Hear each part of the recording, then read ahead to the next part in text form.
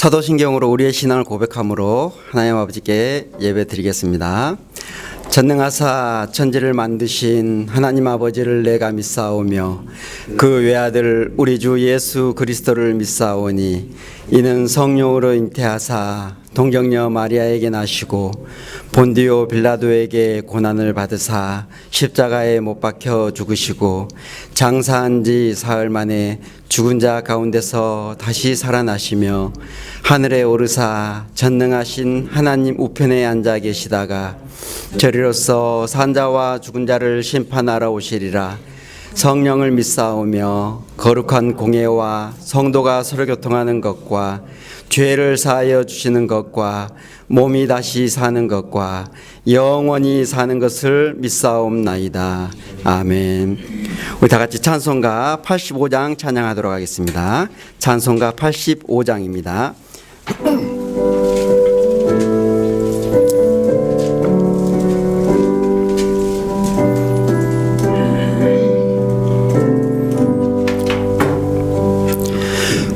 구주를 생각만 해도 이렇게 좋거든.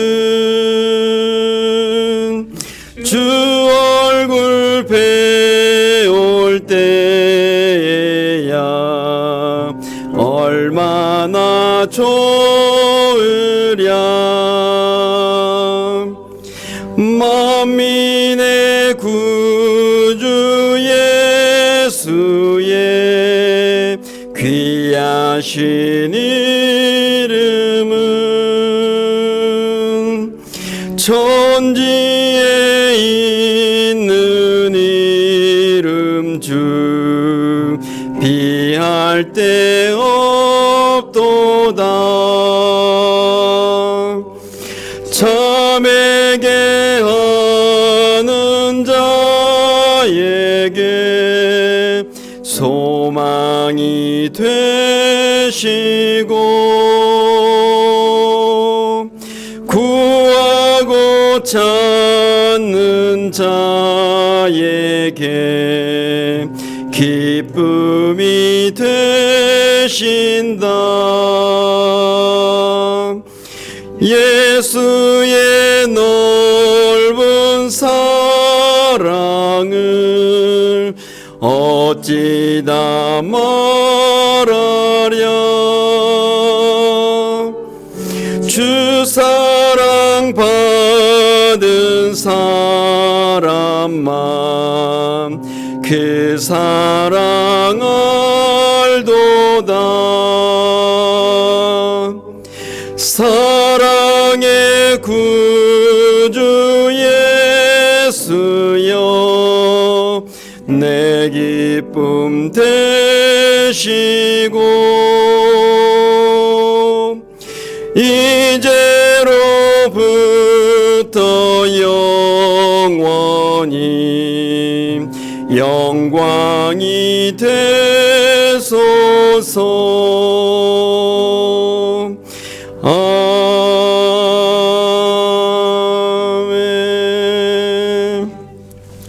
이 시간 우리에게 주실 하나님의 말씀은 에베소서 2장 12절과 13절 말씀입니다.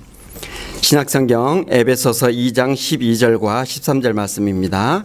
신약성경 311페이지 에베소서 2장 12절과 13절 말씀을 우리 다 같이 합독하도록 하겠습니다.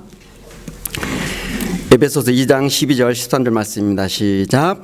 그때 너희는 그리스도 밖에 있었고 이스라엘 나라 밖에 사람이라 약속의 언약의 여인이요 세상에서 소망이 없고 하나님도 없는 자이더니 이제는 전에 멀리 있던 너희가 그리스도 예수 안에서 그리스도의 피로 가까워졌느니라. 아멘. 세계사에서 보면은 1789년에 이제 프랑스 대혁명이 일어납니다. 그래서 그 혁명의 물결이 전 유럽으로 이제 이렇게 퍼져 나가면서 1848 18년경에는 이렇게 전 유럽에 이제 혁명이라고 하는 이런 이제 민주화 운동이 이렇게 이제 일어나게 됩니다. 그래서 이제 영국에서는 차티스트 운동이라고 하고요. 그리고 이제 독일이나 이탈리아에서는 이렇게 이제 시민혁명이나 통일운동 등이 이렇게 막 확산되어집니다.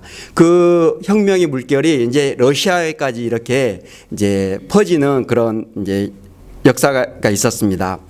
이제 1848년경 그때는 이제 영국 런던에서 우리가 너무나 잘 알고 있는 그 공산당 선언이 이렇게 이제 발표가 되어지죠. 이제 마르크스와 엥겔스가 이제 중심이 되어져서 이제 공산주의자 동맹의 국제적 강령으로서 이제 그 공산당 선언을 하게 됩니다.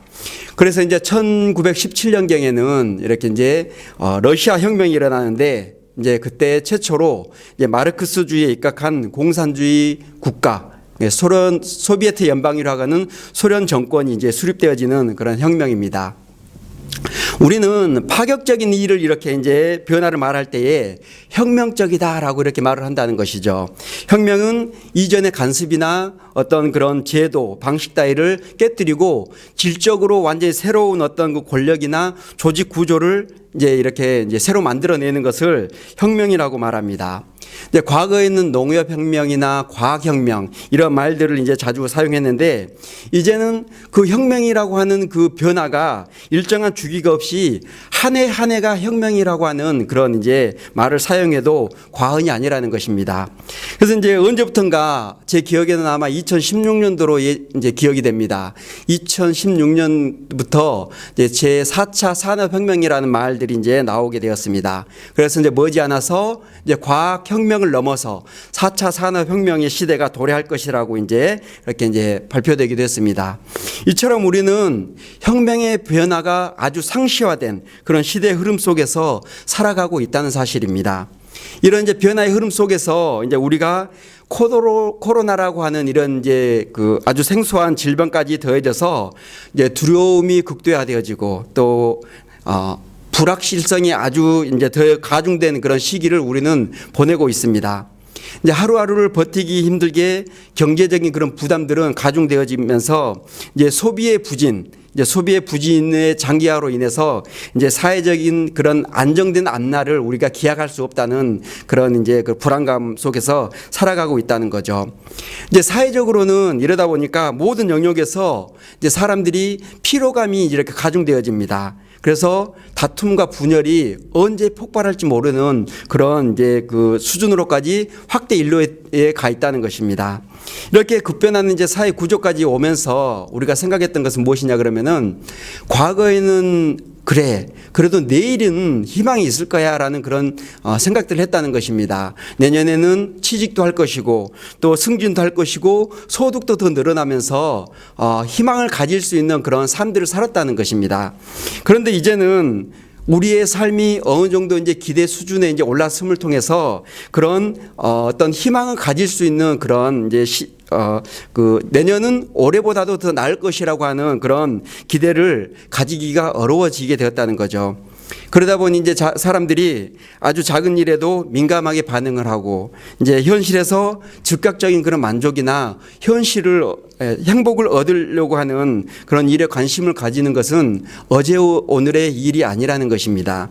하루하루가 이렇게 혁명적인 그런 사회 속에서 우리는 야곱의 말처럼 이제 야곱이 그 바로 앞에서 말했던 것처럼 매우 험악한 그런 세월을 살아가고 있는 것이 사실입니다. 그러면서 이제 교회가 또 사회를 정화시키지 못한다라는 그런 이제 무능력에 대한 그런 탄식이 깊어지고 있는 그런 시대인 것 같기도 합니다. 이런 다급한 이런 문제들이 이제 많은 이때에 산적해 있는 이때에 교회의 돌파구가 어디 있냐 이것입니다. 문제는 세상이 변하고 있으니까 교회의 역할 또한 변해야 한다고 하면서 수많은 교회들이 변화를 이렇게 추구를 하고 있습니다. 그 변화가 옳은 것이면은 괜찮습니다. 그런데 그 변화 속에서 복음보다는 어떤 복음의 그 열매에 치중하면서 그것이 이제 본질이라고 이렇게 착각을 하게 되어지는 그런 모순을 범하고 있습니다. 그러려고 그러는 것이 아닌데 착각한 나머지 그 이제 열매가 본질이다라고 이렇게 이제 생각을 하게 됩니다. 그래서 사람들의 관심사인 어떤 그런 성공과 현재 지향적인 이 땅에서의 어떤 그런 형통함, 긍정적인 마인드의 컨트롤이나 그런 평화스러운 어떤 그런 것들을 이제 말하기 시작한다는 거죠. 그런 것들을 말하기 위해서 어떻게 해요? 성경을 그저 보조 수단으로 이렇게 사용하는 그런 모습들이 교회 안에서 나타내지는 것이 아닌가라고 생각을 해봅니다. 이런 혼란한 시대와 다급한 이런 문제들이 많은 이때에 해결의 길이 어디에 있냐라고 이제 질문하시는 분들이 있을 거예요. 그렇다면 그 질문의 답변으로 이제 우리가 이미 귀에 닳도록 들었던 그 복음, 십자가의 메시지에 집중하는 것이 어떻겠냐라고 이렇게 권면을 드리는 바입니다. 어쩌면 우리가 너무나 잘 알고 있는 그런 이제 십자가의 복음이에요. 그래서 이 십자가의 복음이라고 하는 메시지가 시대착오적인 어떤 그런 그 노력이나 비현실적인 그런 신앙이 아니냐라고 이렇게 쉽게 말을 할 수가 있겠습니다. 그렇지만 그래서 이제 구시대적인 그런 십자가의 메시지보다는 다급한 현실에 대한 어떤 기독교적인 대안을 찾아내는 것이 더 지혜롭지 않냐라고 이렇게 말하는 사람들이 있을 것이라는 거예요. 그러나 우리가 지금 살고 있는 이 시대적인 이 모든 상황 속에서 나타나는 죄악된 것들과 고통을 해결할 수 있는 가장 좋은 길, 유일한 길은 복음의 메시지라는 그 사실을 우리가 믿었으면 좋겠습니다. 골목골목에 많이 들어서 있는 교회들이 있어요. 그 교회들의 강단에서 이제 십자가의 메시지가 강단의 중심 메시지로 이렇게 선포되어지는 것입니다. 풍요롭고 화려한 이 시대 속에서 살아가고 있는 이 그리스도인들의 그 마음에, 삶에 그 갈보리의 십자가의 그 정신이 다시 우뚝 세워진다는 것이죠. 죄와 하나님의 진노로 신음하고 있는 세상에 그 십자가의 보혈과 거룩해 되어지는 그 능력이 이렇게 흘러간다는 것입니다. 그거 당연한 것 아니냐라고 이렇게 말씀하시는 분들이 있을 수도 있습니다. 그렇다면 다시금 우리가 이 시간 이 말씀을 통해서 우리가 예수 그리스도를 깊이 알고 사랑하고 있는지 그것을 한번 점검해 보는 귀한 시간이 되었으면 좋겠습니다. 우리는 예수 그리스도를 주로 모시고 왕으로 모시고 살아가는 사람들입니다. 우리는 그리스도 안에서 하나님께 받아들여진 사람들이라는 거죠. 전에는 약속에서 멀리 있던 우리가 이제는 예수로 말미암아서 가까워진 사람들입니다. 우리가 하나님께로 나아갈 수 없도록 막고 있었던 그 죄의 장막이 이렇게 무너짐을 통해서 이제 이스라엘만이 누리고 있었던 그 약속을 우리 또한 공유하게 되었다는 것입니다. 신분이 바뀌었다는 것이죠. 우리가 전에는 무할례자였고 하고 자신을 배웠던 어머니의 태를 원망하던 곳이 십자가였습니다. 그러나 하나님의 아들이시고 우리의 구주가 되시는 예수 그리스도는 자원하에서 그 십자가의 고통을 담당하셨고요. 불평하지 않고 그 십자가의 수치를 다 이렇게 받으셨습니다. 이렇게 성육신하신 하나님의 사랑은 우리를 위해서 자기의 사랑을 한없이 낮추시고 자기 자신 한없이 낮추시고 그렇게 참혹한 고통과 부끄러운 수치를 기꺼이 감당하셨습니다. 이 사건이 2000년 전에 우리가 있기도 전에 2000년이라고 하는 그 세월 전에 있었던 사건입니다. 그러나 아무리 2000년, 3000년, 5000년이 흘러도 이 그리스도의 십자가는 하나님의 교회가 마음을 다해서 전심으로 사랑해야 될 그런 중심적인 대상이라는 것이죠. 그래서 지금도 그리스도를 믿고 수많은 사람들이 날마다 시간을 내서 믿음과 사랑의 마음을 가지고서 십자가 주변으로 이렇게 몰려듭니다. 그 참혹한 저주의 상징 아래 모이는 이유는 단 한 가지라는 거예요. 거듭나지 않은 사람들은 결코 알지 못하는 그곳에 생명과 그 사랑이 있기 때문에 그것으로 모여드는 것입니다. 그래서 모여든 그 사람들 그곳에서 어떻게 하는 거예요? 그 십자가에 달리신 예수 그리스도를 올려다 보는 것입니다. 그리고 그곳에서 이렇게 흘러내려오는 그 죄로 말미암아서 자신의 죄를 씻는 거예요. 십자가에 베어있는 그 슬픔에서 그 기쁨을 발견하고요. 십자가의 죽음에서 생명을 이끌어냅니다. 그 수치의 어둠에 가려져 있는 그 가운데 수치 속에서 영광스러운 그 광채를 발견해낸다는 것입니다. 그러면서 진리 자체이신 예수님, 말씀이신 예수님을 묵상하면서 나의 미련함과 부족함과 연약함, 나의 죄인됨을 발견하면서 나아가는 것이죠. 한 신자가 기도가 깊어질 때가 있습니다. 한 신자가 기도가 깊어지면은 자신의 삶의 이런저런 문제들을 막 이렇게 나열하면서 자신이 이루고자 하는 그런 소원들을 이렇게 나열하면서 간구하기보다는 십자가를 묵상하면서 그곳에 달리신 예수를 바라보면서 큰 위로와 자비를 깨닫게 된다는 것입니다. 그러면서 저곳에 내가 달려야 되는데 예수님이 대신 달리신 것을 하염없이 감사하면서 이제 몸서리치면서 그곳에서 흐느끼는 거죠. 이런 사람의 특징은 살아가면서 자신 안에 도사리고 있는 교만이 조금이라도 고개를 들려고 하면은 나는 그리스도와 함께 십자가에서 죽은 사람이고 다시 그리스도와 함께 다시 살아난 사람이기 때문에 자신을 낮출 줄 아는 그런 겸손과 섬김으로 이제 오직 그리스도의 주님의 영광만을 위해서 살아갈 줄 아는 사람이라는 것입니다. 그런데 우리는 정말 십자가 밑에서 죄사함을 확신하고 있습니까? 정말 우리는 십자가에서 인격적인 그런 용납이 있습니까? 우리가 그리스도께 받아들여지고 우리는 그리스도를 나의 주로 모셔드리는 전인격적인 만남이 바로 그 십자가에서 있냐 이겁니다. 자녀로서의 그런 교제가 있고요. 거룩한 순종과 자발적이고 전적인 그런 헌신을 확신하면서 하나님과 동행하고 있습니까? 진정으로 우리는 십자가 밑에 있는 것을 즐거워하고 있습니까? 사랑하는 성도 여러분, 은혜로 충만해지고 싶습니까? 성령의 열매를 풍성하게 맺고 싶습니까? 영적인 이 태보에서 회복하고 싶으십니까? 더러워진 나의 이 양심을 깨끗이 씻어내고 싶으십니까? 그렇다면 진심 어린 마음으로 십자가 아래로 나아가십시오. 그렇게 해야 하는 이유는 예수님이 짊어지신 그 십자가가 진정 우리의 연약함을 고백하는 장소가 되어지기 때문에 그렇습니다. 우리의 더러워진 양심과 영혼을 깨끗이 씻는 그 제단 앞에 있는 물두멍이 되어지기 때문에 그렇다는 것이죠. 우리의 영혼을 구원하는 곳이 바로 십자가이기 때문입니다. 세상은 우리의 그런 모습을 미련하다고 말합니다. 그러나 우리가 믿음이 작아서 확신하지 못한다 할지라도 분명한 사실 한 가지는 십자가 그곳이야말로 천국에서 가장 가까운 곳이라는 거예요. 하늘에 하늘의 가장 귀한 복락들이 발견되어지는 유일한 곳이 바로 그 십자가라는 것입니다. 그리스도의 십자가는 속죄를 의미합니다. 하나님의 아들이 이루신 그 속죄로 말미암아 전에 하나님과 원수되었던 우리가 이제 하나님과 화목하게 되어졌습니다. 전에는 하나님의 존재와 통치와 그 진리에 굴복하지 않았던 반역자인 우리였는데 이제 그 십자가로 말미암아서 하나님의 인도를 받으면서요, 그분의 통치를 즐거워하고 그분의 진리를 사모하는 자들로 이렇게 우리가 자녀가 되어졌습니다. 그래서 성경은 이제는 전에 멀리 있던 너희가 그리스도 예수 안에서 그리스도의 피로 가까워졌다라고 말씀을 하고 있는 것이죠. 그렇게 십자가는 우리 그리스도인들에게 있어서 친밀한 것이고 고난 속에서도 그리스도와 깊이 교제하는 그런 장소입니다. 그곳에서 회복이 일어나고 치유가 일어나고 거듭남이 일어나지는 것입니다. 그런데 안타까운 것이 있습니다. 안타깝게도 오늘날의 소수의 신자들만이 그 그리스도의 십자가를 참는 것이라는 것입니다.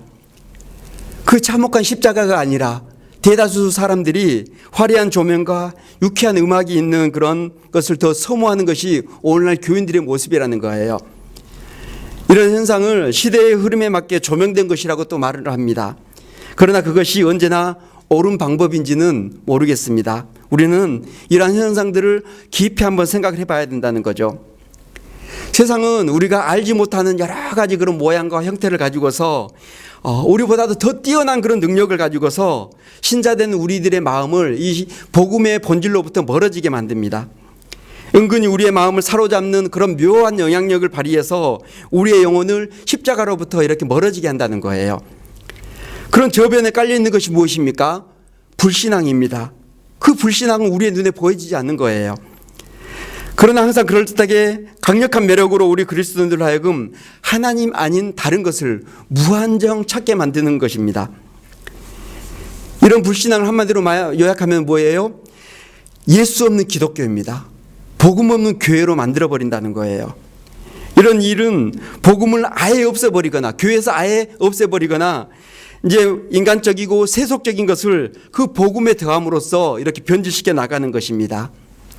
이것은 마귀의 아주 고난도의 그런 전략이에요. 이제 C.S. 루이스가 쓴 이제 스크루테이프라는 그런 편지라는 책이 있어요. 그 책에 보면은 이제 마귀인 이 스크루테이프가 이제 자신의 충복인 그 워무드에게 이제 기독교인들이 이 그리스도에게서 이제 멀어지게끔 하라고 지시를 합니다. 그러면서 아주 구체적인 그런 방법들을 가르쳐 줘요. 마귀 자신이 한참 자신의 전성기 때가 있었어요. 그 전성기 때는 사람들이 어떤 상태에 있었냐 그러면 논중을 통해서 합리적이라고 생각되어지면 사람들은 그걸 따랐다는 것입니다. 그래서 사람들의 생각과 행동이 일치하는 그런 모습을 보였다는 거예요. 그래서 마귀는 다양한 그런 정보들을 이용을 해서 사람들을 이제 그 상황을 역전시켰다고 합니다. 그 구체적인 방법은 그 수십 가지의 상충되어지는 그런 철학들을 사용해요. 그래서 그 복잡한 철학들을 사람들의 그 머리 가운데 막 넣어 놓는 거예요. 그러면 사람들은 그것이 뒤죽박죽이 되어져서 무엇이 옳은지 도대체 가늠할 수 없는 그런 상태로 만들어 버렸다는 것입니다. 그래서 이제 사람들은 거기에 익숙해져 버림을 통해서 어떤 옳은 교리를 들어도 그것이 참인지 거짓인지 그것을 분별하는 것이 아니라 학문적이냐 실용적이냐 새로운 것이냐 어떤 예선의 풍습을 그대로 답습한 것이냐 과감한 것이냐 하는 것을 그런 것을 따지고 앉아 있다는 거예요. 그래서 원수, 여기서 이제 말하는 원수는 기독교입니다. 마귀의 원수이기 때문에 기독교는 논리에 강하기 때문에 그 구시대적인 어떤 그런 논리를 가지고는 당할 수가 없다는 거예요. 그래서 이제 아주 구체적인 것으로 논리가 아니라 이런 전문 용어들을 가지고 그들을 혼란스럽게 만들려고 이렇게 지시를 내립니다. 그래서 마귀의 충복인 이 워무드가 이제 자신을 아주 은밀하게 숨기면서 교회가 전쟁이나 어떤 빈곤이나 도덕 이러한 것에 이제 관심을 갖도록 하여서 그리스도로부터 자연스럽게 멀어지도록 이렇게 만드는 것이었습니다. 이 C.S. 루이스가 오늘날의 이 사회를 아주 명철하게 내다보고 있는 그런 모습이 아닐 수가 없습니다. 이러한 것은 앞으로 더 심해질 것이라는 것이죠. 그런데 이제 물론 교회가 사회적인 이런 문제들에 이제 관심을 가져야 되는 건 당연합니다. 성경도 그것을 이제 요청을 하고 있습니다. 그러나 그것이 본질이 되어져서는 결코 안 된다는 거죠. 우리 인간들의 그 본성이 그렇다는 거예요. 어떤 본질을 놔두고도 비본질적인 것에 이렇게 자꾸 치중하다 보면은 그 본질을 자꾸만 외면해 가는 것이 우리의 타락한 본성이라는 것입니다. 죄는 우리 안에 죄를 짓고자 하는 그런 경향성으로 거하고 있습니다. 그러면서 쉬지 않고 우리의 마음을 흔들어댑니다. 그래서 우리 마음이 점점 십자가로부터 멀어지게 한다는 거죠. 그런데 더 심각한 것은 무엇이냐 그러면은 신자가 자신의 마음이 영적으로 그리스도에게서 멀어지고 있다는 것을 어지간해서 느끼지 못한다는 것입니다. 교회에 오더라도 사람들과의 교제가 즐거우면은 그것이 성령 충만인 걸 알고 있다는 거예요. 봉사나 헌신 등을 통해서 자신의 직분을 수행하고 있으면은 나는 신앙생활을 잘하고 있다라고 이렇게 생각합니다. 그래서 예배 가운데 나와서 간절한 마음을 가지고 하나님의 그 사유하심 은총을 이렇게 바라면서 자신의 연약함과 죄인됨으로 인해서 애통하는 심령을 가지고 하나님 그분 앞에 예배하면서 자비하심을 구하는 것이 아니라 예배 한번 봄으로써 유의하는 삼는 그런 모습들이 많아지고 있다는 것입니다. 그러다가 어느 날 한 사람이 어떻게 해요? 자신의 그런 삶을 돌아보면서 자신이 그리스도에게서 멀어졌다는 사실을 비로소 발견하게 됩니다. 얼마나 다행입니까? 그래서 다시금 그리스도의 십자가로 돌아가려고 애를 쓰면서 몸부림을 칩니다. 이렇게 될 수 있는 것은 우리를 지켜주신 하나님의 능력과 우리를 위해서 중보하시는 예수 그리스도의 그 사랑이 있기 때문에 가능케 되어진 것입니다. 회복시켜 주시는 하나님의 은혜가 없다면 우리는 지금도 방황하면서 껍데기뿐인 그런 신앙을 가지고서 세상 가운데서 내 잘난 맛에 살아가고 있을 것이라는 거죠. 우리가 십자가에 가까이 서 있다는 증거가 무엇이겠습니까? 이 말은 성도가 자신이 영적으로 건강한 상태에 있다는 것을 확신할 수 있는 그 표지가 무엇이냐고 묻는 것입니다. 십자가에 가까이 있는 사람은 그리스도를 사랑하는 사람이에요. 그리스도를 뜨겁게 사랑한다는 것은 십자가에 가까이 나아가 있는 사람입니다. 그런데 이 말은 모순이 아닐 수가 없습니다. 십자가에 가까이 서 있는 것과 그리스도를 사랑하는 것은 같이 양립할 수가 없는 거예요. 십자가를 한번 생각해 보십시오. 십자가는 아주 험하게 생겼습니다. 피로 범벅이 된 사형틀이라는 거예요. 너무나 모욕적인 저주의 나무입니다. 그곳에서 우리가 예수님을 쏙 빼놓고 그 십자가만을 바라본다면 그것은 아름답지도 않고 매력적이지도 않은 그런 것입니다. 그렇지만 우리 신자된 자들은 그럼에도 불구하고 십자가가 우리 그리스도인들에게 우리를 구원하기 위해서 죽기까지 자신의 온 생명을 거기에 쏟아부으신 예수님 때문에 우리는 그 십자가를 매력으로 생각하는 것이죠. 이것은 놀라운 일이 아닐 수 없습니다. 우리를 한없이 사랑하셨기 때문에 한없이 사랑하신 그 하나님의 사랑 때문에 그것이 가능하게 되어진 거예요. 이러한 이유 때문에 우리는 예수님과 그 십자가를 사랑하지 않을 수 없는 것입니다. 그래서 이 교회의 기본 메시지는 끊임없이 그리스도가 누구인지, 하나님이 우리를 위해서 무엇을 이루셨는지, 그리고 우리는 누구이며 어떤 존재들인가에 대해 끊임없이 맞춰져야 된다는 것입니다. 만약 그리스도와 그분이 십자가에 못 박히신 일보다도 더 실천적인 내용이나 어떤 일상에 적합한 그런 예화들을 자꾸만 우리가 찾아 나간다면 우리는 영적으로 건강한 상태에 있는지 한번 점검을 해봐야 된다는 거죠. 우리 믿음의 본질이 무엇입니까? 우리 믿음의 본질은 하나님의 약속 가운데 놓여 있는 그 그리스도예요. 그렇기 때문에 하나님의 약속이 어떤 껍질이라면 그리스도는 뭐예요? 그 껍질 안에 쌓여 있는 알맹이인 것입니다. 하나님의 약속이 박스라면 그리스도는 그 안에 담겨져 있는 보석이라는 거예요.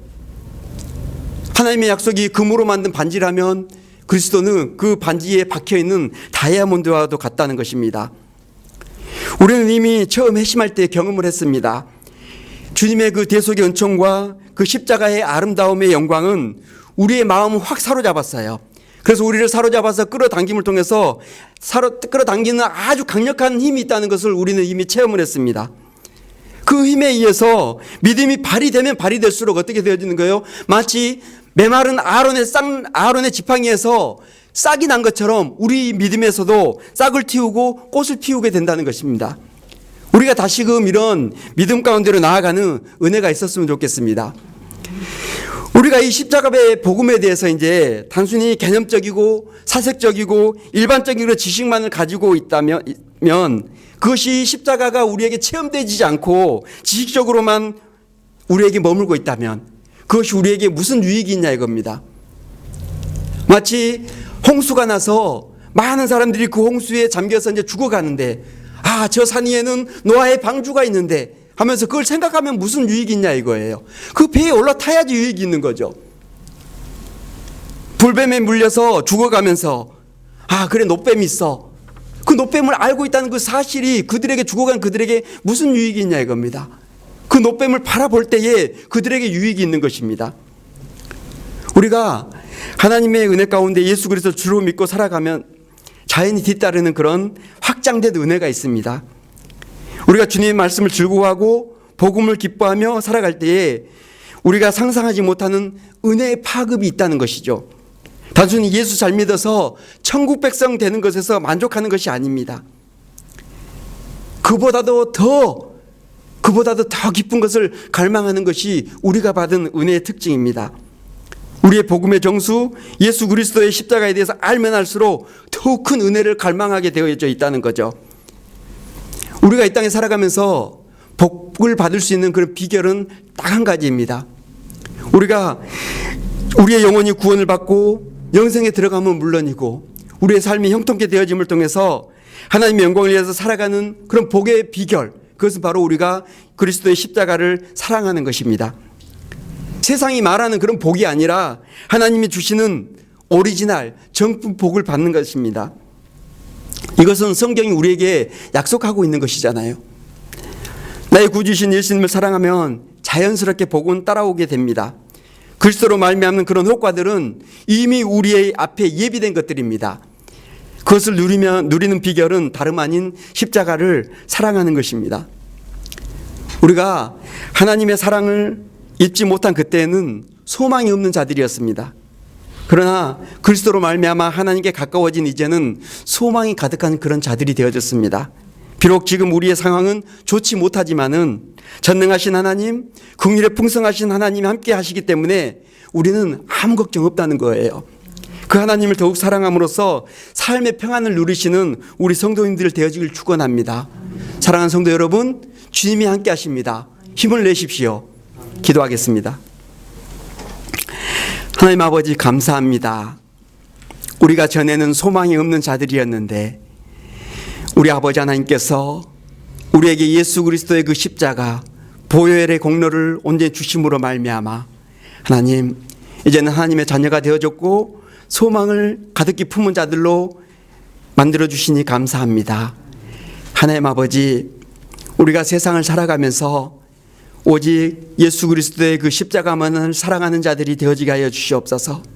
아무리 세상이 우리를 향해서 미련하다, 우리에게 많은 것들을 제시한다 할지라도 하나님, 우리가 십자가의 그 복음만을 온전히 붙들고 나아가기를 소망합니다. 하나님, 믿음의 믿음을 더하여 주시옵소서. 성령 하나님께서 우리들에게 충만케 임재하셔서 우리가 온전히 하나님만을 사랑하고 예수 그리스도를 깊이 아는 그런 지식 가운데 거함을 통해서 하나님의 그런 영광만을 추구하면서 살아가는 충만한 마음들 되어지게 은혜를 다하셨기를 간절히 원합니다. 그렇습니다. 하나님이 우리와 함께 하시기 때문에 이런 어려움 속에서도 우리는 걱정 없습니다. 염려하지 않습니다.